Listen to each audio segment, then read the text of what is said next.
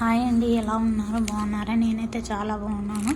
మరి మీరు ఎలా ఉన్నారో తెలియాలంటే కింద కామెంట్ అయితే చేయండి.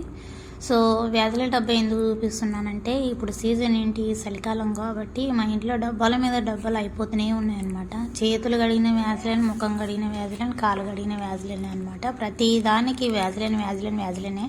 అసలు డబ్బాలు ఎన్ని డబ్బాలు అయిపోతున్నాయంటే మస్తు, నాకు తెలిసిన కాడికైతే మస్తు డబ్బులు అయిపోతున్నాయి దీనికే అనుకుంటా. ఇప్పుడు 350 రూపాయలు పెట్టి తీసుకొని వచ్చిండు, కనీసం ఒక నెల కూడా అవుతుందో కాదో నాకైతే తెలియట్లేదు. ఇంకా పిల్లలు అంటారా, ఆ పిల్లలకి ఎంత చెప్పినా వేస్టే అనమాట. మనమైతే చూసి వాడుకుంటాం, పిల్లలు అయితే ఏం చెప్పలేం కదా, ఇంకా వాళ్ళకి చెప్పినా కూడా అర్థం కాదనమాట. సో మొత్తానికైతే ఈసారి పెద్ద డబ్బా తెచ్చిండు. ఈ పెద్ద డబ్బా వాడే వరకు చలికాలం పోతుందో లేదో తెలియదు, కానీ డబ్బా మాత్రం కంపల్సరీ 1 మంత్ కూడా రాదనమాట. సో ఇది మ్యాటరు, ఎందుకంటే అన్ని డబ్బాలు అయిపోతున్నాయి మా ఇంట్లో. ఇది